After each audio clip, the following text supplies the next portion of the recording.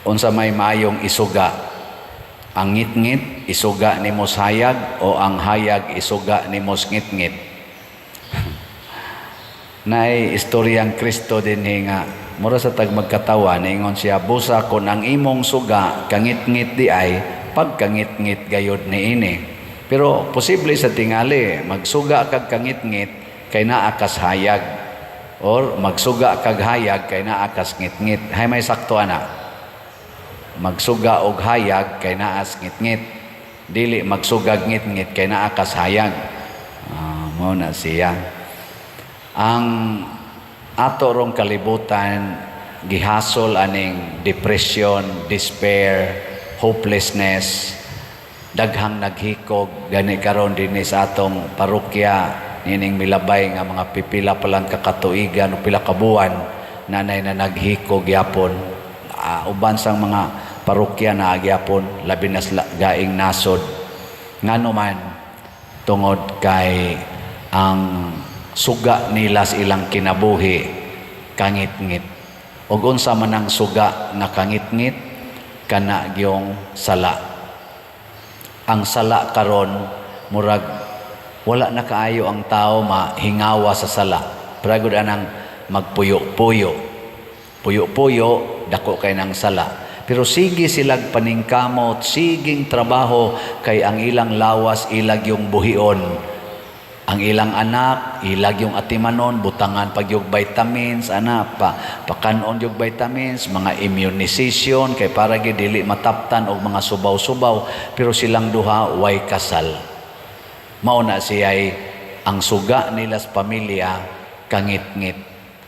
Napaganiuban, muhilak, kay ang ilang anak nga gamay, himatyon, kay naay sakit, muhilak.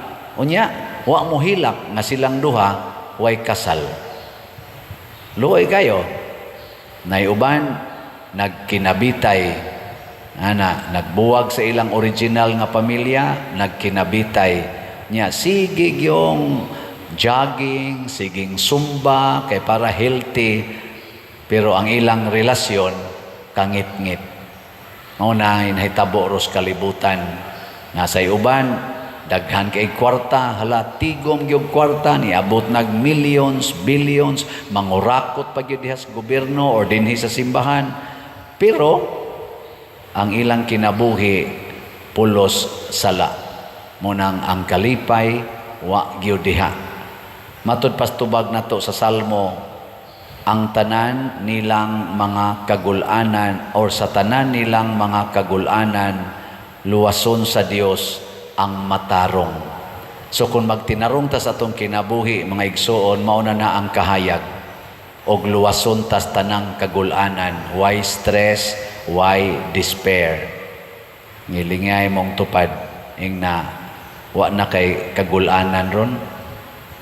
Wa ra ka maguol anang imong naong na giuban karon naong lang naka-stress na nila luoya.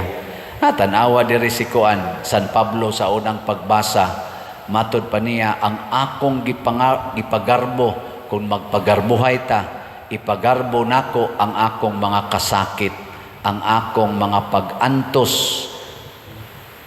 Katawanan sa ni si San Pablo, ang iyang pag-antos, ang iyang kasakit, mao'y iyang gihimong garbo. Kita garbo man ta nga, hayahay kay ko, buutan kay akong bana, gwapa kay akong asawa, sana bright kay akong mga anak, malampuson kay akong negosyo, nakapalit na sa akong bagong yuta, nakatukod sa akong bagong balay, bago na sa akong sakyanan, proud kay ta ana.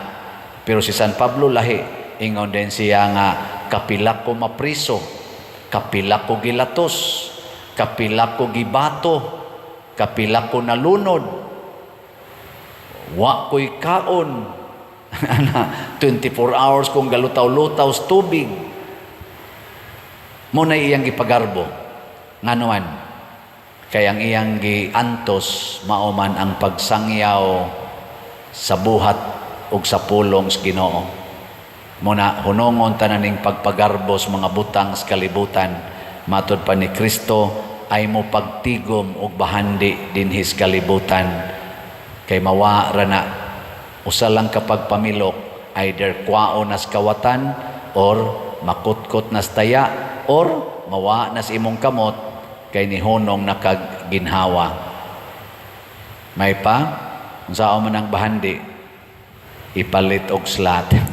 Bitaw. Sige pamantarog pamaligyag slot sa City UMM. Itukod nato nagbalay sa mga wapay balay. Nya kaning atong balay nga arang-arang na, ato nala ng ayom-ayomon. Kadtog yung way balay mo'y atong tukuran. Dako kay tagbahandi ana didto sa langit. So mo na'y atong suwayan pagbuhat.